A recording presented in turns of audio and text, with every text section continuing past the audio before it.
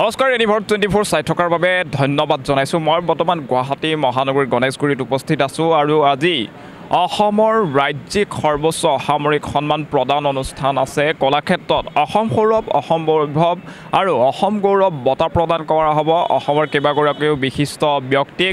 তাৰ বাবেই আহি উপস্থিত হৈছে সি উপ ৰাষ্ট্ৰপতি জগদীশ ধনখেৰ। এই ৰাজপথৰ মাজেৰে ইতিমধ্যে সকলো যান বাহনৰ যি চলাচল আছে চলাচল সম্পূৰ্ণৰূপে বন্ধ কৰি দিয়া হৈছে, যিহেতু উপ ৰাষ্ট্ৰপতিগৰাকী এই ৰাজপথেৰে গৈ কলাক্ষেত্ৰৰ অনুষ্ঠানত অংশগ্ৰহণ কৰিব। মুখ্য অতিথি হিচাপে উপস্থিত থাকিব। তেওঁক সংগ দিব অসমৰ মুখ্যমন্ত্ৰী হিমন্ত বিশ্ব শৰ্মা, লগতে ৰাজ্যপাল মহোদয় উপস্থিত থাকিব।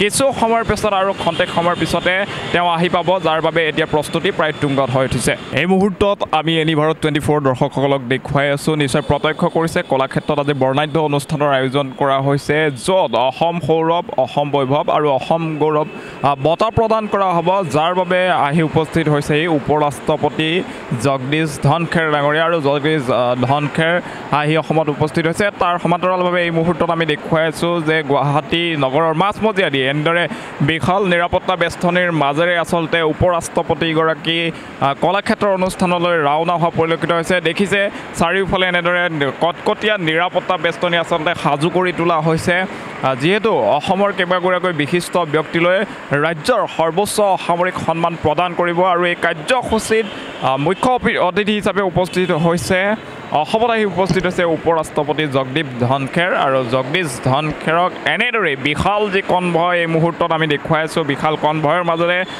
কলাক্ষেত্ৰৰ যি অনুষ্ঠান সেই অনুষ্ঠানলৈ গতি কৰিছে, য'ত সংগ দিছে অসমৰ ৰাজ্যপাল আছে, মুখ্যমন্ত্ৰী ডাঙৰীয়া আছে, যিসকল চৰকাৰৰ মন্ত্ৰী বিধায়ক আছে সেইসকলে সংগ দিয়া পৰিলক্ষিত হৈছে। এই মুহূৰ্তত সেই দৃশ্যাংশ আমি আপোনালোকক দেখুৱাইছোঁ। এয়া গুৱাহাটী মহানগৰৰ ৰাজপথৰ দৃশ্যাংশ। আৰু ৰাজপথেৰে এনেদৰে আচলতে যি বিশাল কনভয় এনেদৰে আগবাঢ়ি যোৱা পৰিলক্ষিত হৈছে। আৰু কলাক্ষেত্ৰত আমি পুনৰবাৰ জনাইছোঁ, কলাক্ষেত্ৰত এক বৰ্ণাঢ্য অনুষ্ঠানৰ আয়োজন কৰা হৈছে, যি অনুষ্ঠানত অসমৰ কেইবাগৰাকীও বিশিষ্ট ব্যক্তিলৈ আচলতে অসামৰিক সন্মান, ৰাজ্যৰ অসামৰিক সন্মান, অসম বৈভৱ, অসম গৌৰৱ বঁটা, লগতে অসম সৌৰভ বঁটা প্ৰদান কৰা হ'ব।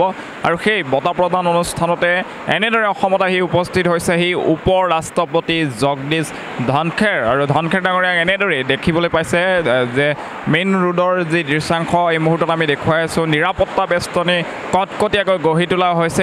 লানি নিচিগা এনেদৰে কনভয়ৰ গাড়ী অহৰহ গৈ থকা পৰিলক্ষিত হৈছে। এই মুহূৰ্তত সেই দৃশ্যাংশ আমি দেখুৱাইছোঁ। আপুনি ঔষধ বিচাৰি হাবাথুৰি খাইছে নেকি? যদি খাইছে তেন্তে এতিয়াৰে পৰা আৰু চিন্তাৰ কাৰণ নাই, কিয়নো আপুনি বিচৰা ধৰণৰ সকলো ঔষধ উপলব্ধ থাকিব নমন মেডিকছত। নমন মেডিকছত অধিক পৰিমাণৰ ঔষধ ক্ৰয় কৰিলে আপুনি পাব 10% ৰেহাই। কিছু দিনৰ পাছত নমন মেডিকছত উপলব্ধ হ'ব সকলো বিভাগৰ অভিজ্ঞ চিকিৎসক। গতিকে দেৰি কিয় কৰিছে? আমাৰ ঠিকনা গণেশগুৰি স্বৰ্গীয় খগেন মহন্ত পথ, দিছপুৰ পলিক্লিনিকৰ বিপৰীতে।